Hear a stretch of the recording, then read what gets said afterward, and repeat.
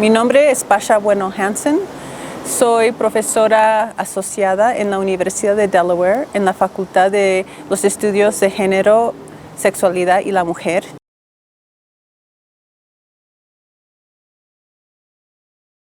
La justicia transicional es un proceso y una teoría que es básicamente es un concepto nuevo desde los últimos 30 años más o menos, y trata lo que son los momentos de transición política de lo que podrías decir conflicto armado interno o regímenes autoritarios o en general represión política hacia lo que es la democracia, paz y instituciones que apoyan procesos transparentes para la población en general.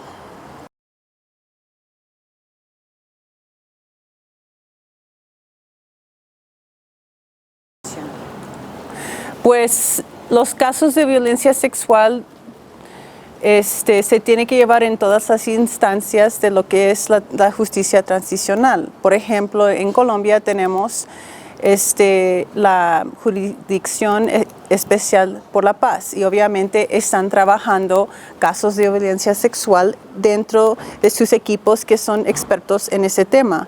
También en la Comisión de Verdad tienen su equipo de género que están haciendo un trabajo muy importante con un eje transversal en todas las instancias dentro de la Comisión de Verdad. Y ahí obviamente entra el tema de violencia sexual, pero no solamente violencia sexual, todo lo que es el impacto diferencial hacia las mujeres y otras poblaciones. Y también podríamos hablar de otras instancias. Entonces la violencia sexual se tiene que ver como hilo que tiene que correr por todas las instancias y se tiene que tener claro cómo trabajarlo. Y eso es el problema, es que muchas veces no hay la capacidad de trabajar el tema, la gente no está preparada y es un tema muy sensible que toca fibras personales en cada uno, y también hay mucho retraso a hablarlo. Entonces es muy difícil poder trabajarlo de una forma coherente y con una capacidad completa y una capacidad integral. Es muy difícil lograr eso. Creo que en el mundo todavía no se ha logrado.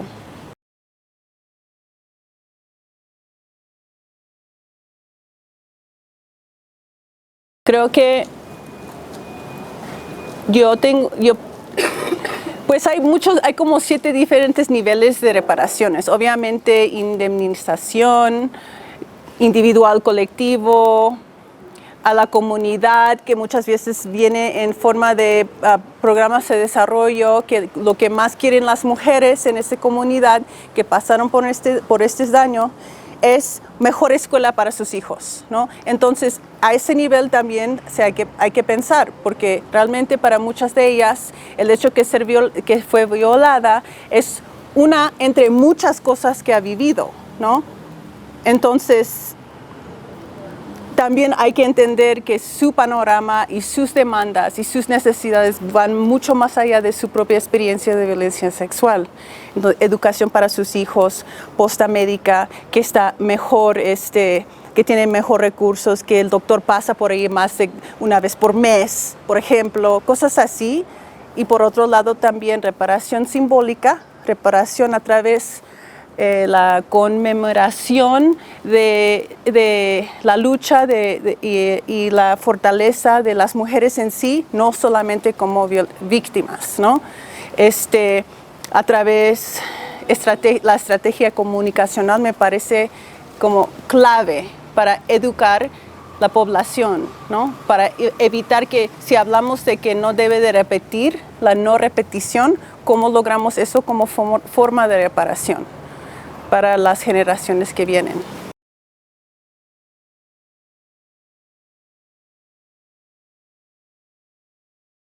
Pues son diferentes momentos históricos. Perú pasó por su proceso de justicia transicional en 2001 a 2003, Ecuador 2008 a 2009 y ahora estamos en Colombia. Entonces, lo que nos ayuda a ver es una trayectoria histórica de cómo se trabaja este tema de violencia sexual en la región. Entonces, en Perú, apenas casi al final, meten alguien, una experta de asuntos de violencia sexual en particular, esos temas, hacer un trabajo al último momento para añadirlo al final de lo que es el proceso, ¿no? Ecuador tampoco fue parte del mandato ni de la metodología que construyeron al principio de la investigación. Contrataron a una experta que empezó a trabajar el tema, tuvo que hacer una investigación aparte para poder resaltar realmente lo que fue el impacto de esta violencia sexual en la población. Además, un avance muy importante es que además de visibilizar el impacto diferencial en las mujeres de violencia sexual, pudo, parte de sus hallazgos a través de los testimonios, que pudo incluir la violencia sexual contra hombres acusados de subversión y también contra hombres gays y mujeres trans. Entonces ahí se estira el marco conceptual y se incluye más. Y obviamente ahora en Colombia estamos con una potencial de sentar un precedente global. Pero también estamos en una situación de un clima político que restringe mucho estos avances.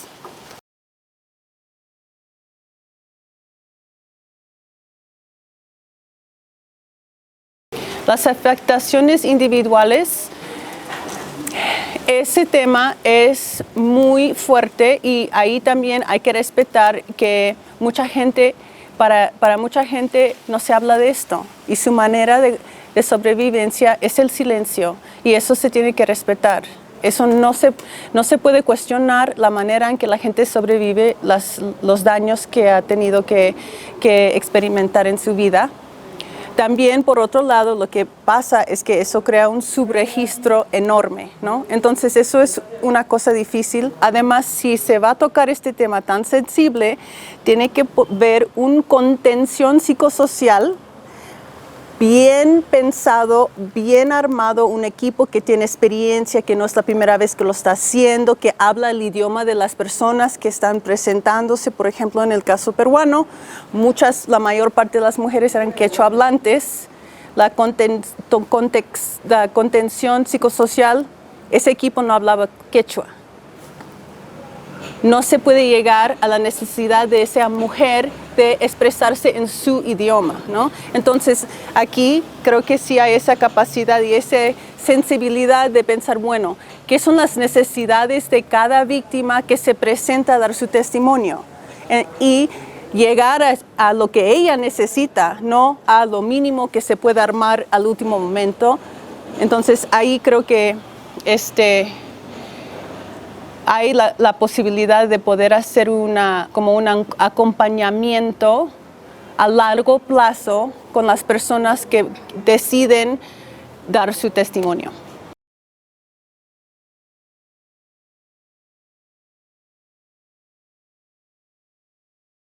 Creo que es la educación popular.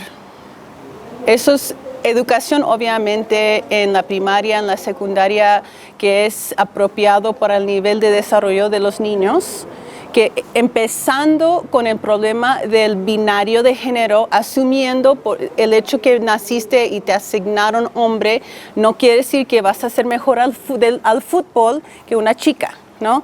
Todos esos marcos que dominantes de la sociedad, lo que cuando pensamos en la violencia más fuerte, de lo que la manifestación más fuerte de ese marco es la violación sexual de las mujeres. Entonces yo creo que empezando con la educación en primaria, secundaria y también una educación popular con una campaña popular que también pone en cuestión estos marcos dominantes de género que ayuda a abrir los dos espacios a la expresión y también identidad de género, que valora la humanidad de todo el mundo, no importa lo que tiene entre las piernas, no importa cómo se presenta, que hay que respetar a todos. Por ahí, empezando, podemos lograr un cambio a la manera en que se trata a las personas.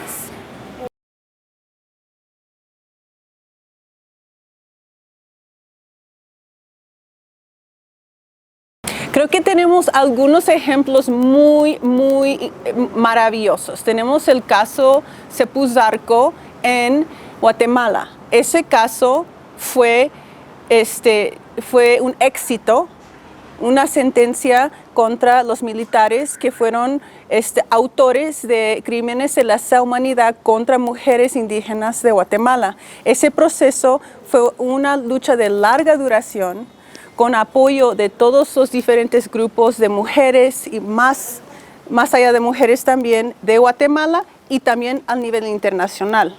Entonces estamos hablando de una campaña de larga duración y una formación y una colectividad y una fuerza, un proceso tan poderoso en las mujeres, en el colectivo de mujeres que presentaron su caso, ¿no?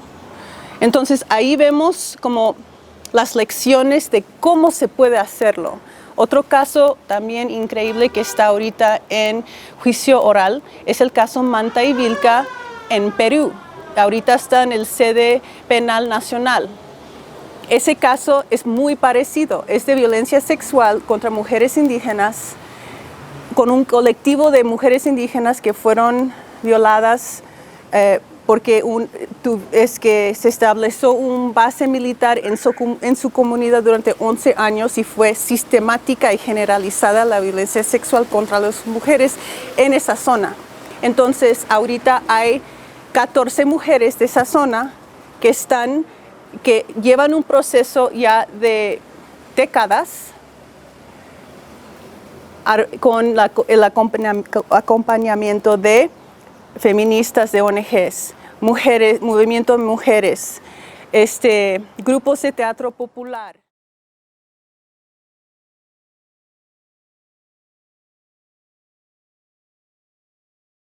Primeramente, se tienen que educar en lo que son los estereotipos que hacen tanto daño cuando hablamos de este tema tan sensible, que se tienen que educar en lo que es la binaria de género, de este marco dominante de heteronormativa, para poder, cuando se habla de estos temas, no caer en esos estereotipos, que fue pobrecita, que fue virgen, entonces es la víctima legítima, y tuvo un bebé, entonces ahí está la prueba de la violación.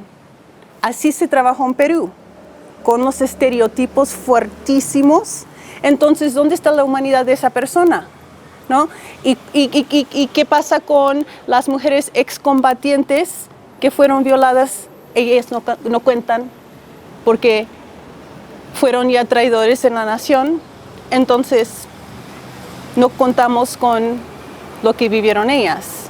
¿Ves que los estereotipos ponen en el marco una víctima legítima y de afuera quedan los demás que también pasaron por unos daños horrorosos? Es por ahí que se tiene que ampliar y transformar el marco conceptual de cómo se habla de estos temas. Y eso también es importante para poder llegar al público.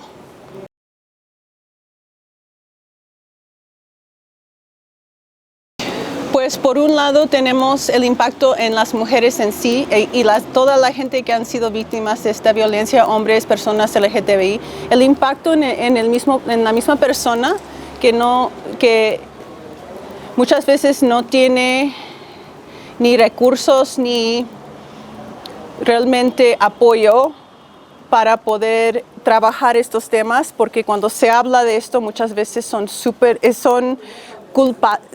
la gente le culpa por la violación en sí. La gente le culpa por el hecho que fue violada. ¿no? O, por ejemplo, en casos de hombres violados por ser subversivos, la vergüenza es tan fuerte que jamás van a hablar de eso. Entonces, el silencio como que es un tema muy fuerte para poder trabajarlo. Son consecuencias del nivel psicosocial y también de cuando uno tiene hijos. Si los hijos son violados o son maltratados sexualmente, si uno no ha trabajado el suyo, no puede defender a su hijo.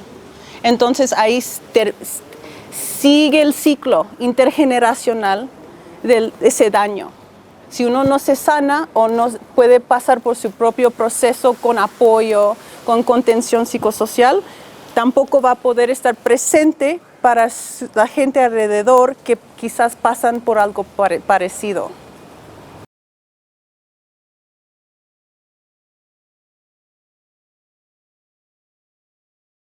Es muy importante dejar que las mujeres en sus localidades, o sea, en sus territorios, en sus ciudades, definen sus propios procesos, que tiene que venir de sus grupos, los procesos que ellas quieren tomar, y no van a ser iguales en todas partes, porque no han experimentado las mismas cosas ni las mismas historias. Entonces yo creo que es importante a través de metodologías expresivas, artísticas, corporales, orales, crear los espacios y dar las modalidades para que mujeres en colectividad pueden definir cómo quieren documentar lo que han vivido, cómo quieren recordar lo que han vivido y cómo quieren apoyar a lo que es las historias de este proceso que ha vivido Colombia.